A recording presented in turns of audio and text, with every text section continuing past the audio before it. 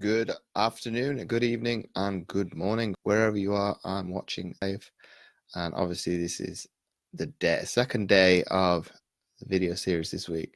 Obviously, with me start looking at obviously time management, and obviously in today's one, I want to ask you the question: how much caffeine do you actually reckon is in an energy drink? Obviously, I use the example of a Monster drink because that's the one that's easier to hand from a basis of an energy drink, and you might actually be surprised by the answer. Obviously, if you don't know the answer, then what are you actually passing on to your kids or even teaching them about nutrition that you could be doing subconsciously without you knowing? And obviously, from that basis, if we come at it from a perspective of obviously for the purpose of taking an energy drink, let me pose the question to you, Alex, because you've answered me. Why? Why do you gravitate towards caffeine first thing in the morning, as opposed to taking that step back, like I like to use, and looking deeper to what the problem may be? So I'll let you sit with that and stew that for a second, Alex, and obviously answer the question in your own time. And obviously, I'll go straight into it because you'll probably be shocked in terms of the answer.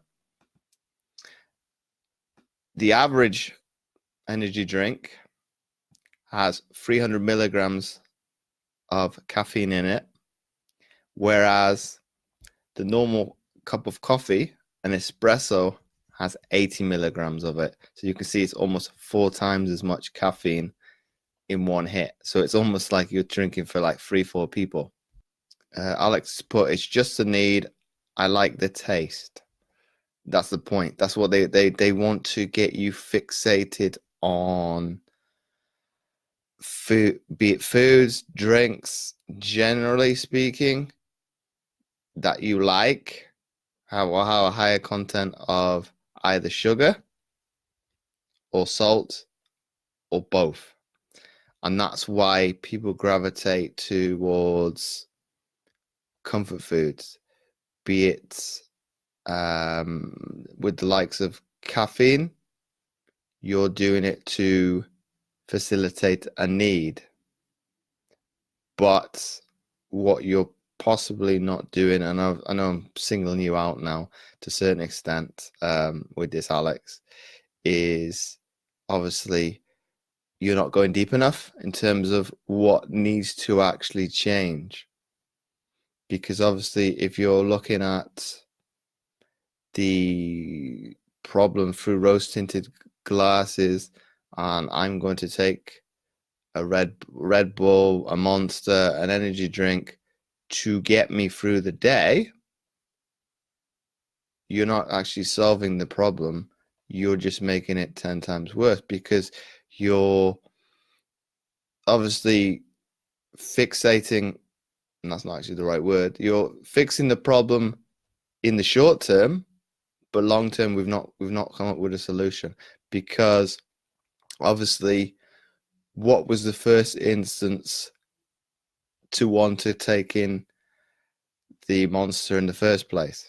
What was the reason behind going to there as opposed to resorting towards, be it the staple of, but I'll point to the other two jumped on, Ryan and Nathan, who come from an athletic background, water, or gravitating to a normal coffee from a standpoint of, obviously it's not a bad thing from a performance standpoint because it's going to give you an edge. That's why you've got pre-workouts for people. Obviously I've never, and I never probably ever will, utilize a pre-workout before training, because most of the time I don't need that extra boost to motivate myself to exercise. But obviously that's each to their own from that basis, and that's a different topic altogether.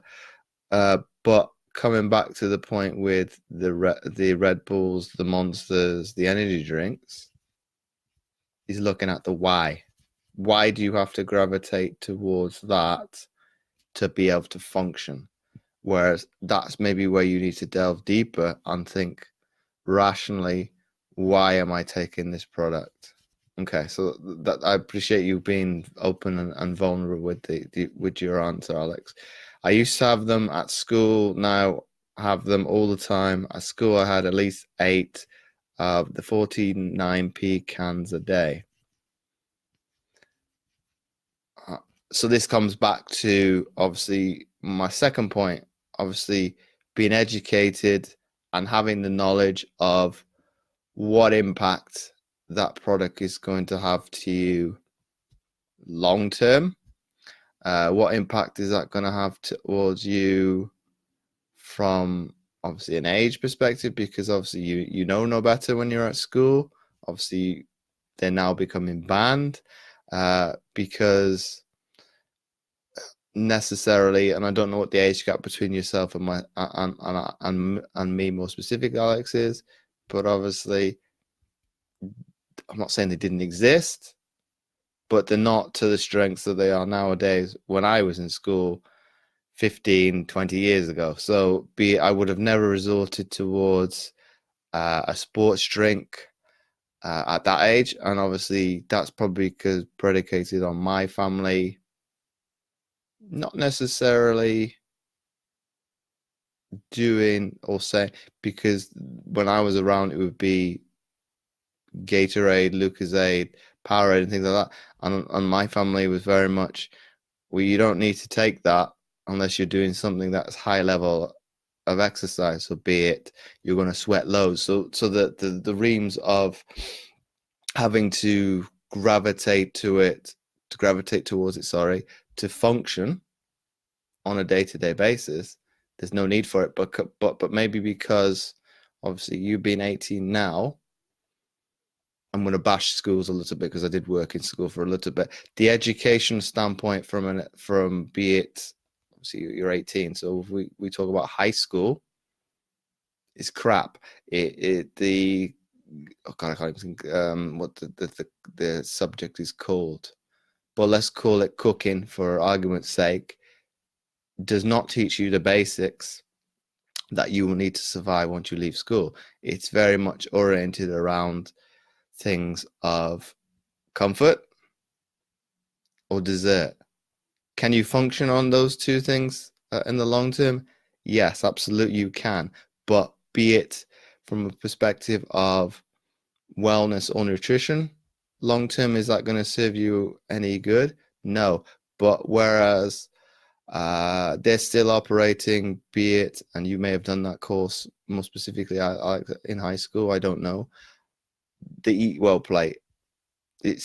Okay, they say they've updated it, but from my profession and working within personal training and the like, it's still out of date. So it's still 20, 30 years out of date, and you're still being taught at that at school. So I think it's got some ways to catch up. I'm not saying everything within schools is bad, but I think this is where, and I do preach this to a certain extent, where obviously subjects have got PE to change, physical education to change and take aspects of it into its curriculum. So be it maths and English into PE, why not incorporate the whole thing at large and call it health? And then people, to a certain extent, if you don't like PE, well, this is not looking at physical as education or sports, because most people predominantly, I'm an outlier in terms of me liking physical education at school and things like that, but the majority won't have or have had a bad experience of it. But if you looked at to implement the actual fundamentals of nutrition, be it at 11, 12 or earlier, we don't have problems like this. Victoria's put, I used to drink sugar-free Red Bull. It gave me heart palpitations. So obviously you can see that the consequences or the bad side of drinking something that is obviously very, very high in caffeine. Well, obviously Red Bull is a different one because it's taurine, which is a form of caffeine, but it's obviously more won't call it explosive, but it's a little bit more potent in terms of it. So there's probably a lower quantity of it, but it's stronger than caffeine. Alex, what have you done? I totally agree. At school, in food class, it was mainly cake. Well, it doesn't teach you the basics because obviously being a staff member, I've been able to see it firsthand.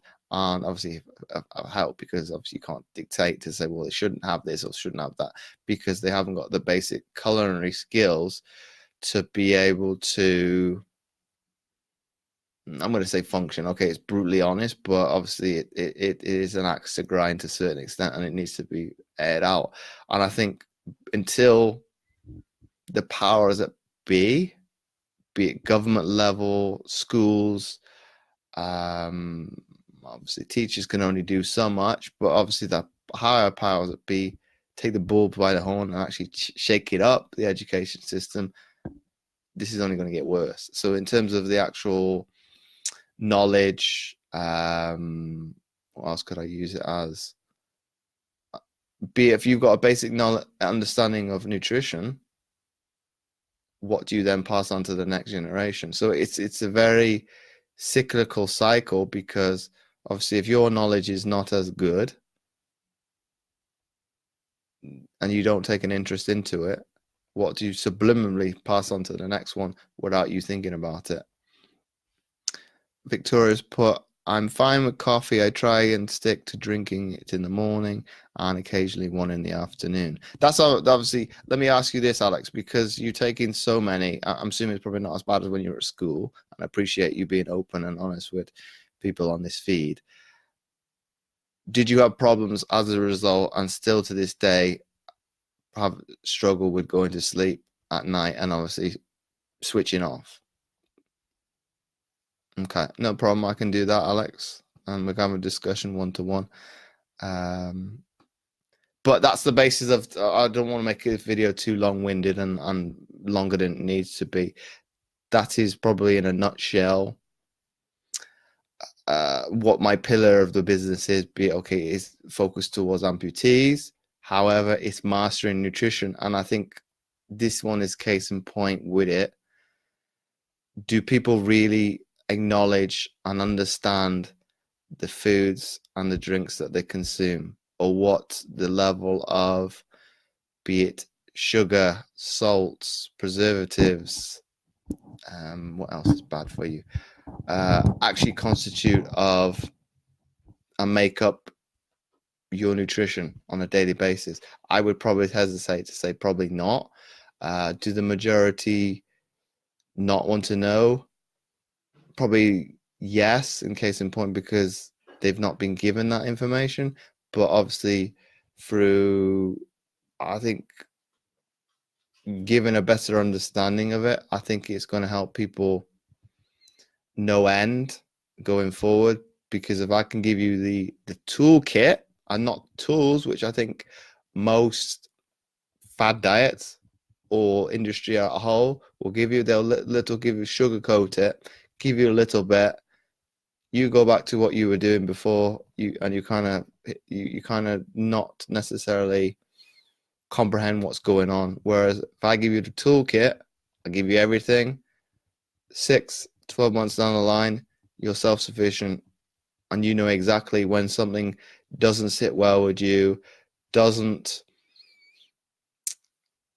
feel quite right, and kind of to a certain extent you have a bad gut reaction to it. You know exactly, because you've given that knowledge and that information to question things, and you know more specifically, I don't believe that to be true. There's something you're not telling me. And I think that's where we need to get to in the greater sense of, be it nutrition as a whole. So I hope you guys enjoyed this. Well, not really a rant, but obviously I've gone off on a tangent, going away from the initial question, what was caffeine? And obviously from that basis, I hope I have opened your eyes to what people may discard as obviously trying to kind of put a band-aid over a sore. You're not actually solving the problem, you're just masking it. So obviously I hope you enjoyed this video.